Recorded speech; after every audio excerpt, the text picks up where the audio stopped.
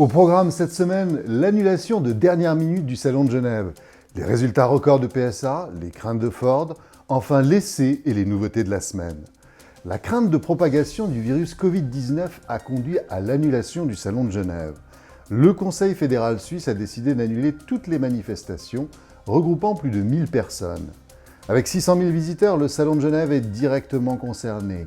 Les constructeurs devraient mettre en place un plan B de communication pour dévoiler les nouveautés prévues la semaine prochaine. L'impact sur l'économie et l'image de la région de Genève s'annonce très important.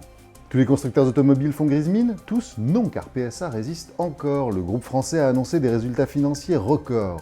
Malgré une baisse de 10% de ses ventes mondiales, le chiffre d'affaires est en hausse de 1%. La marge opérationnelle atteint désormais 8,5%. Mieux encore, cette marge est déjà de 6,5% pour Opel, objectif qui était prévu pour 2025. PSA vend moins de voitures, mais les vend plus cher. À 3,2 milliards d'euros, le résultat net du groupe est en hausse de 13,2%. Malgré ces records, PSA reste très prudent pour 2020 et anticipe une marge opérationnelle supérieure à 4,5%. Au contraire de PSA, Ford est dans une situation critique similaire à celle de 2008 où il était proche de la faillite, selon son nouveau directeur Jim Farley.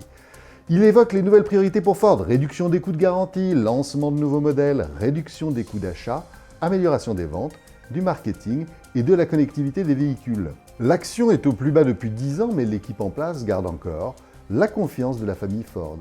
La Fiat 500 ne fait pas son âge grâce à son style tant extérieur qu'intérieur. L'arrivée d'une motorisation hybride doit lui permettre de conserver sa place de numéro 1 du marché de la petite citadine en Europe.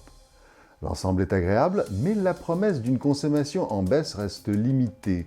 Certes, il ne s'agit pas d'une vraie hybridation, mais plus d'une petite assistance. D'autant qu'il faut recourir à quelques artifices contre-intuitifs pour en tirer tout le potentiel. La nouvelle Fiat 500 électrique est d'autant plus attendue. L'annulation du Salon de Genève a été tardive et les constructeurs avaient déjà lancé leur plan de communication. Les nouveautés sont donc nombreuses cette semaine.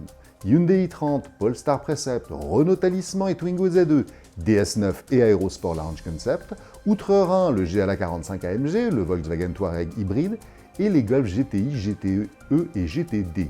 Enfin, PSA a présenté les premières images de la Peugeot 508 PSE, hybride de 350 chevaux, ainsi que de sa microcitadine Citroën Ami. Son mode et son prix de vente fracassant sont à 19,99 € par mois. C'est tout pour cette semaine, à la semaine prochaine.